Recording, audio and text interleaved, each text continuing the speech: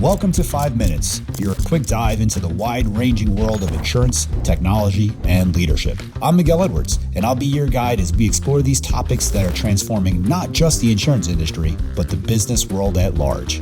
Along with sharing observations I've made over the span of my career in insurance, technology, and operations, I'll be chatting with some of the brightest minds in business and leadership. Whether you're a seasoned executive or a rising star, an industry expert, or just curious about how technology is revolutionizing insurance, this is your perfect spot for your weekly dose of insights. This is 5 Minutes. You remind me of a conversation I had not too long ago with Anthony Habib. He's with a company called Monitor, and they've got this entire kind of stack around applying governance to the third-party AI tools that you're introducing into your organization, because that does present a serious risk, especially if it's black box, right? What's the explainability? How are you using this, et cetera? I think there's going to be absolutely a need for tools and solutions to help manage and govern AI. No question about that. Even just, let's forget about Gen AI, even just machine learning models. It's a challenge to manage all of the models. If you're an organization of any size, right, what's the state of that model, right? What are the results of using the model in the marketplace? How do you manage the different versions of it and make sure they've been through the regulatory process if needed? So there's, because you can easily end up with hundreds or thousands of models, right? And so how do you even just manage? So we need software to help do that, and probably AI-based software. But it's still going to come back to, I think there's got to be significant human oversight into the whole governance process. What barriers to continued innovation do you see on the horizon?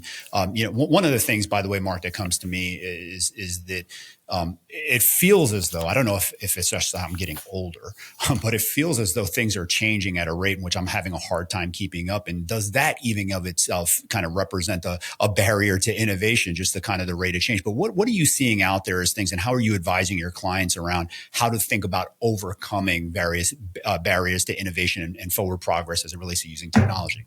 So everybody's having trouble keeping up, right? I mean, it's my day job, right? I'm supposed to keep up with not just the technology side of things, but all the business, and it's very difficult because there's new technologies, new startups, new products every day, and just even trying to manage it is difficult. So the pace of change is a significant issue, and I think everybody recognizes that. So on the one hand, you have a world that's moving very fast in a lot of ways. And then on the other hand, you have an industry that's a pretty successful industry, right? With a lot of inertia, with not necessarily burning platforms to change. So there's a little bit of a conflict there, right? There are certainly many insurance entities who are leaders and who are innovative and who recognize the need to change. But the industry as a whole, it's a little harder sometimes to light a fire under people. Like you got to change. Like, well, why? I'm a 120-year-old mutual. We don't really have a growth mandate. Some of them do, but we're profitable. We're serving our members. Do we really need to change that much, right? So I think that's one of the big challenges, really, just the industry. Kind of the nature of the industry. You mentioned, Mark, the small mutuals. I kind of want to go back to opportunity now, because there was, and the small mutuals, that's the market that I serve, the kind of the smaller carriers. And I think about the challenges that they have historically had competing with the big boys and girls, if you will.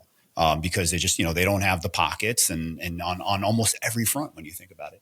Is there an opportunity with all the democratization that we're talking about now? Is there an opportunity? Is there a leveling of the playing field now for these smaller carriers where, the bigger kind of mainstays might start seeing a little bit more kind of fragmentation of the business and maybe, kind of loss of their share of the pie? If you look at, everybody has a different number, but let's say there's 2,000 P&C companies in the North American market, and 85% of them are what we would call tier 4, right? Under 125 million. And as a matter of fact, it's even skewed towards, there's so many 5, 10, $20 million single county farm mutual kind of companies, right? That serve their community. Just like for the small agents, I do think it's going to get more and more difficult for them, because I think, despite the democratization of the technology, I think scale does matter.